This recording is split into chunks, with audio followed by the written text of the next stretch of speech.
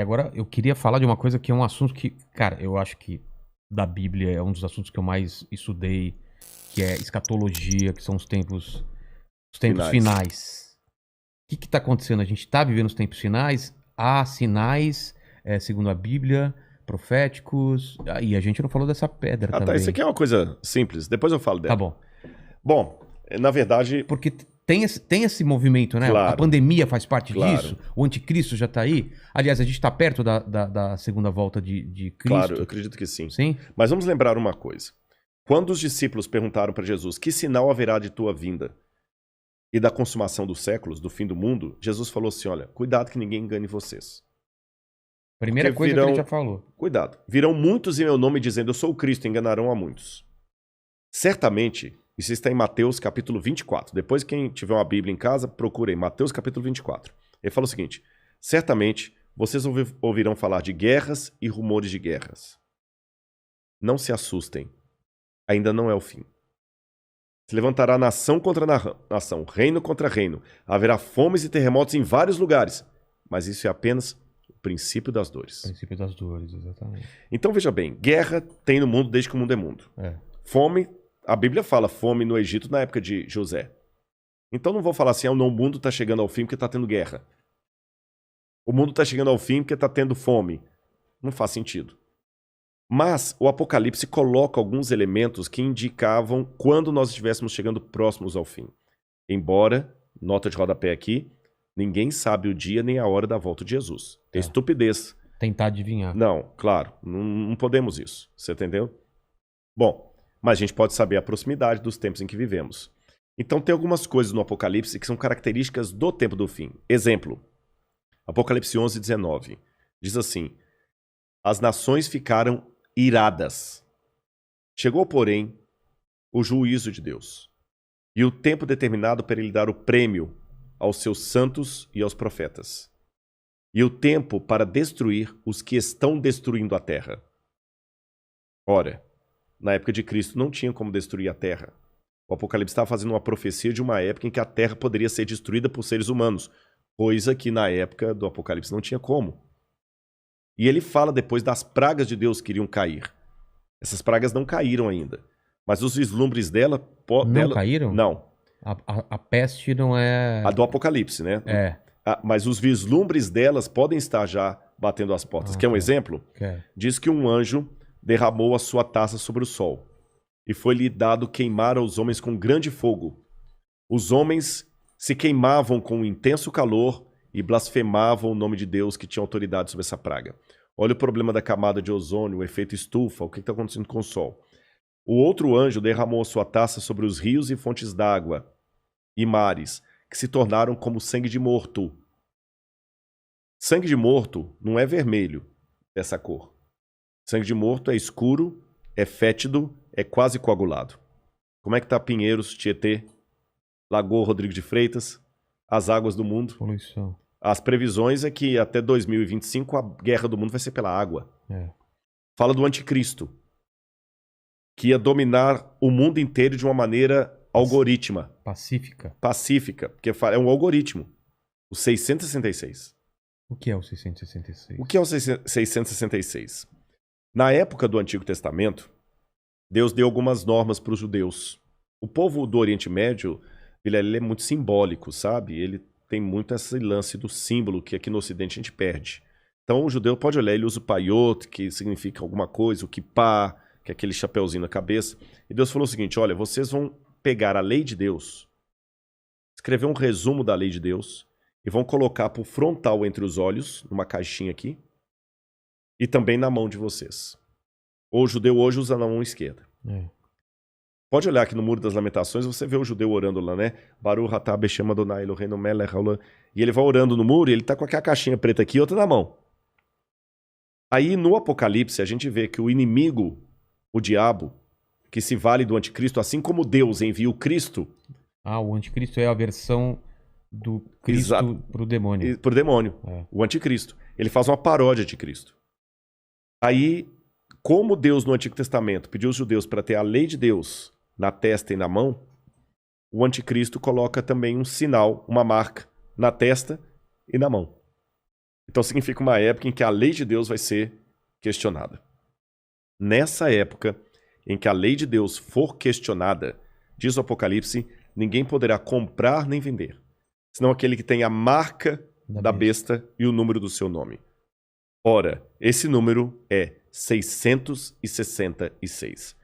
Aí muita gente pega isso e fala o seguinte, então vou começar a calcular, Hitler dá 666, o Papa, o Saddam Hussein, Bill Gates, até a Ellen White, que é uma pioneira do Adventismo, ela dá 666, mandíbula, tudo dá 666, né? No grego está o seguinte, aquele que tem entendimento, calcule. E essa palavra calcule no grego ali é a mesma palavra para faça a contabilidade daquilo que o anticristo vai fazer. E o que o Apocalipse deixa bem claro, que o anticristo vai ser a revigoração do Império Romano, que era o inimigo do povo de Deus.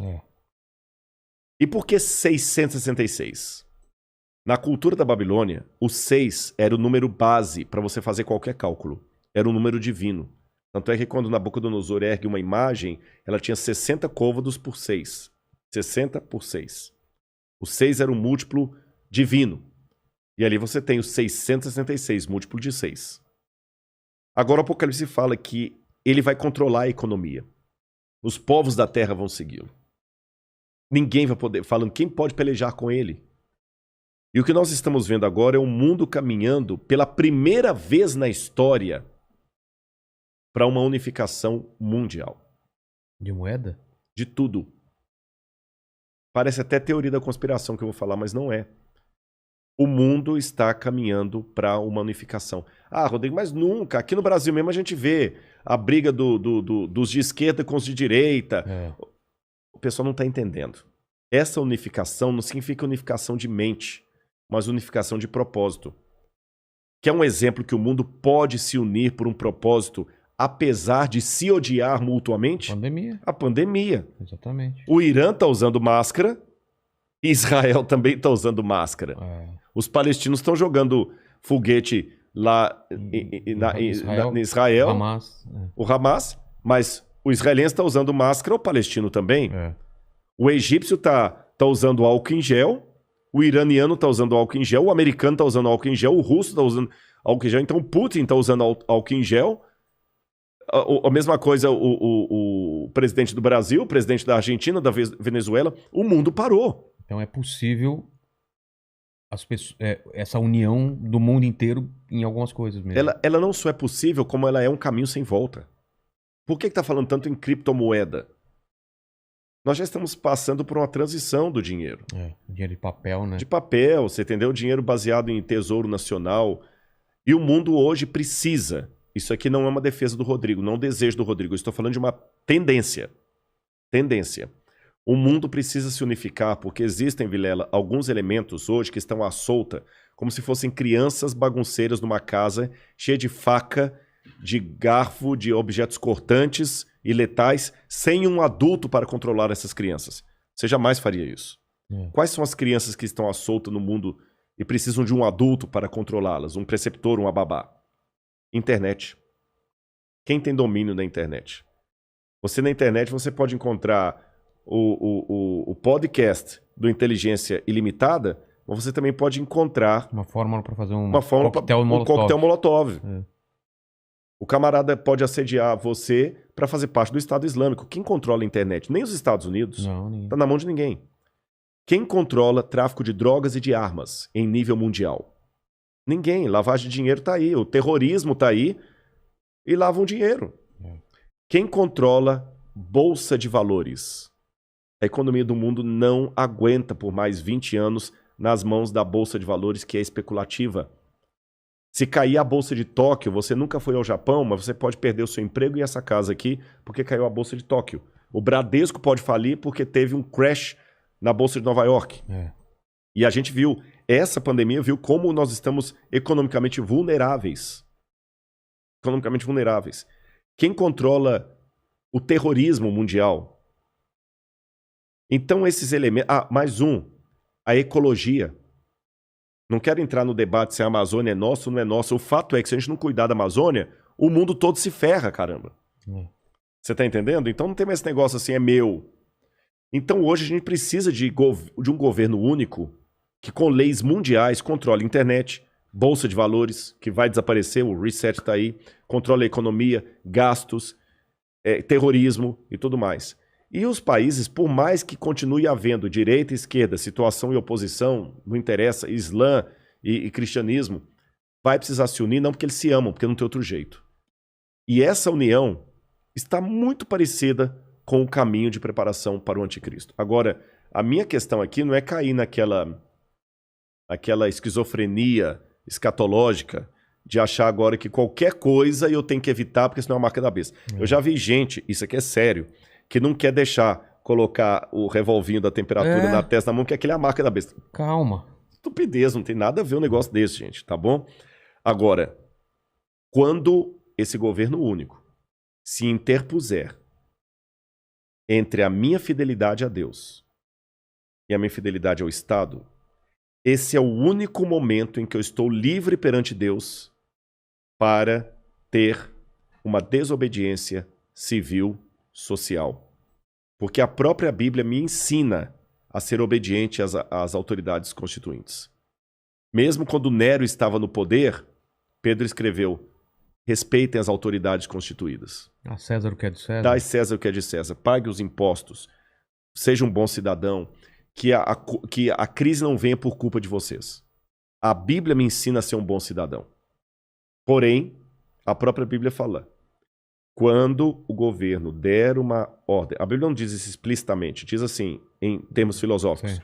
Quando o governo der uma lei que vá contra os mandamentos da lei de Deus, como os companheiros de Daniel na Babilônia, enfrente a morte se preciso for, mas não ceda. Talvez essa seja a diferença de um teólogo apaixonado por Deus e pela Bíblia e alguém que simplesmente é um acadêmico livre. Porque que especialista em literatura inglesa, em sã consciência, teria coragem de morrer por sua interpretação de Shakespeare? Mas a Bíblia é um livro que já levou muitos ao martírio para não abrir mão daquilo que a Bíblia ensina. Falou que a segunda vinda de Cristo está próxima. Mas, segundo os eventos, o anticristo chega antes. Chega antes. Ele antecede a volta de Jesus. E já está por aqui? Você acha? Eu acredito assim, lendo a Bíblia, o anticristo, ele é um poder, era o poder romano, porque João já falava lá, o anticristo já opera entre nós. E João fala, muitos anticristos já saíram pelo mundo. Ele só está aguardando aquilo que o detém. Então o anticristo naquele tempo era Roma. Os exegetas veem, a besta era Roma. Só que a Bíblia fala, através do apóstolo Paulo, que havia uma grande apostasia do povo de Deus. Que palavra é essa, apostasia?